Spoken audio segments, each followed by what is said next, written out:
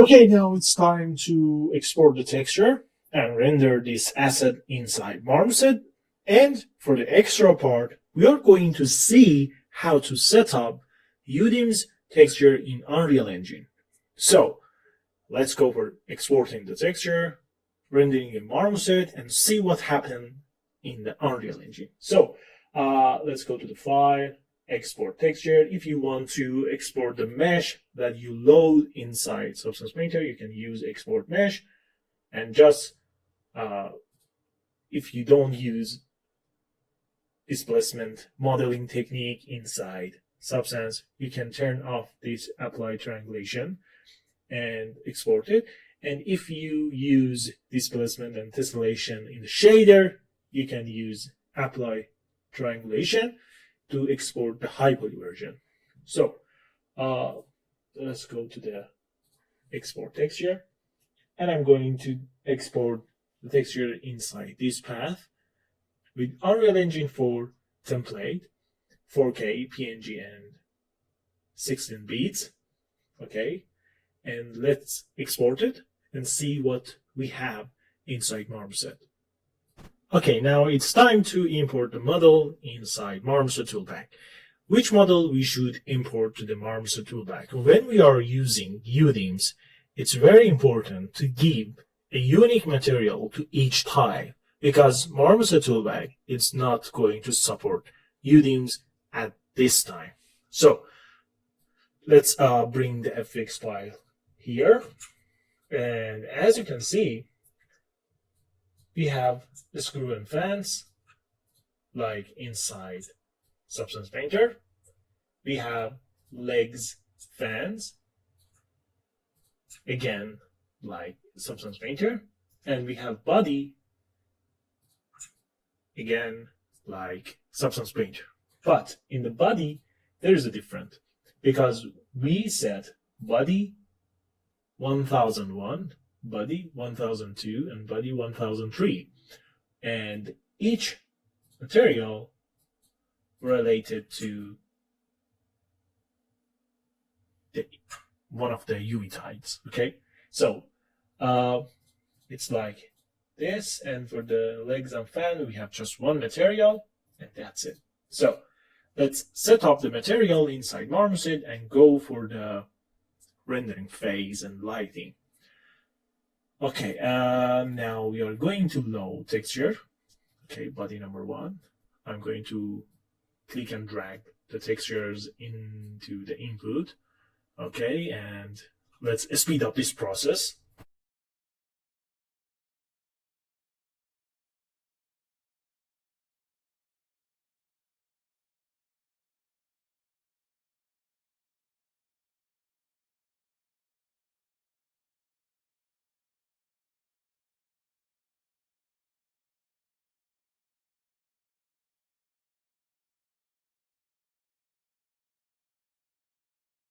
Okay, now we are ready to go. All the material is set up, everything worked perfectly, and let's go add camera. I'm going to change the focal length to 60, and let's turn on the save frame.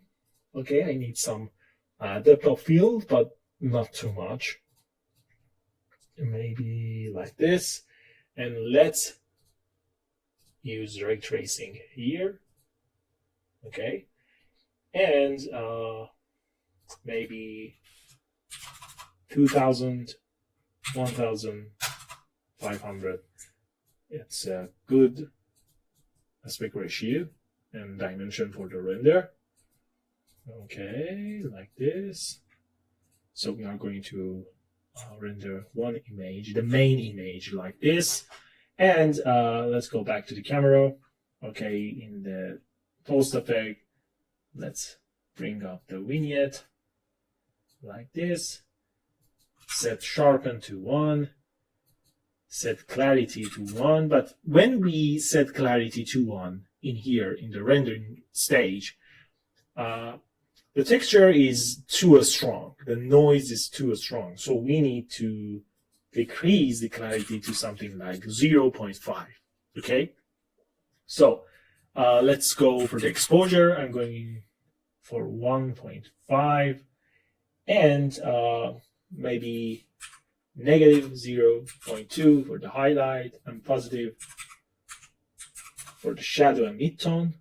Okay, that's okay. Let's go for the tune mapping to aces as viewport in Substance Painter. And let's go for the high contrast here.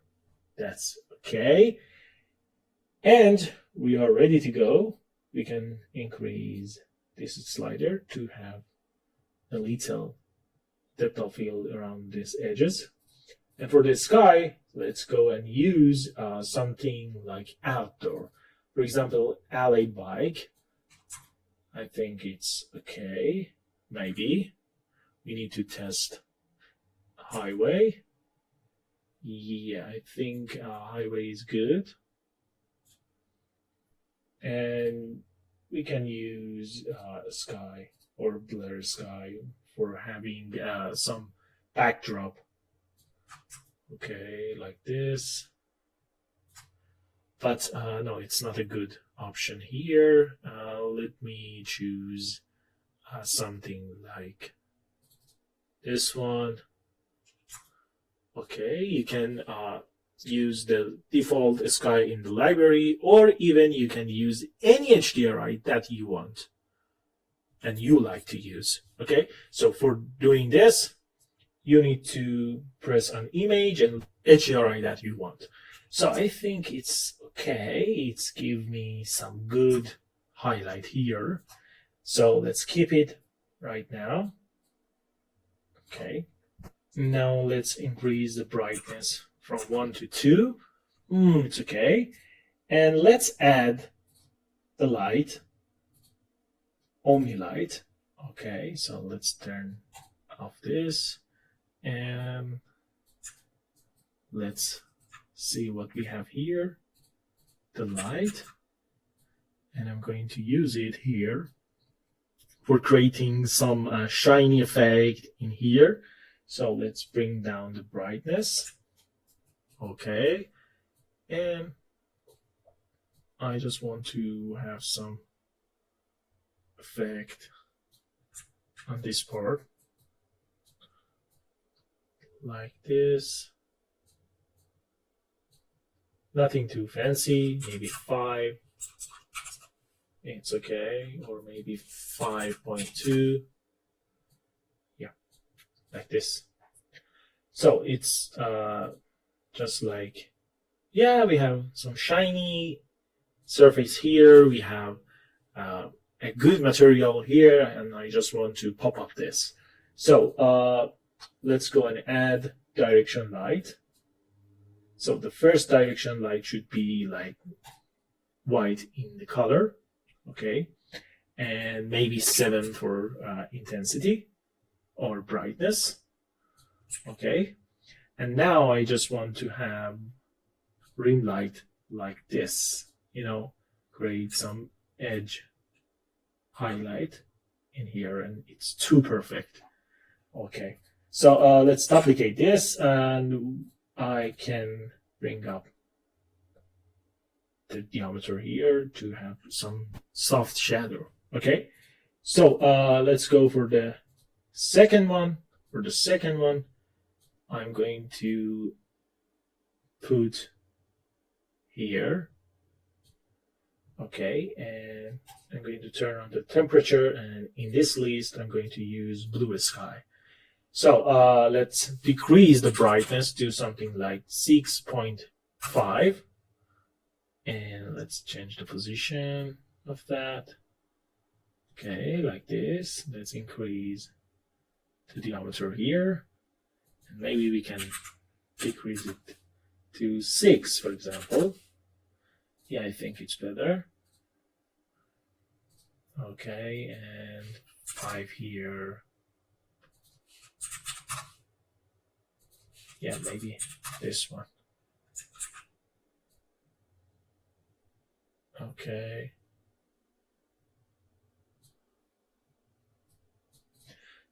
So we have this lighting, and I need just add some light for filling this space from this direction. So let's create another light here, and let's change the shape to rectangle and just play with this dimension, and boom, we have this one. Okay, so let's change the shape to sphere, decrease the diameter amount so we can have a nice silhouette. The shadow here. Okay, the brightness, I think it's too much, maybe 6.7, it's better. Yeah, as we can see here. Okay, so this is the blue light, this is the rim light here that we have. Okay, and this is the light number 1, and this is the skylight. So maybe we can change the sky to something a little bluish effect. Not this, maybe this one. Yeah. No, it's not like, I think this one is better. Yeah, absolutely, this one is better. And that's okay. So this is the first light that we have here. This is the rim light here. This is the blue light here. And this is the main light here that we have. But it's too much right now, and we can decrease the amount to something like this. And boom, we are done. So we can decrease the brightness for backdrop to have something like this, and we can go to the edit plugin, generate primitives, and add a plane here. Okay, so this white plane can, give some nice reflection in this part. Okay, and this is good. You can control it here like this. So now we are done, and we have our lighting setup and the rendering phase inside Marmoset Toolbar. So let's go for presenting this model with the texture and creating material inside Unreal with UDIMs, which is not a hard task, but a little tricky. So let's go for the Unreal Engine.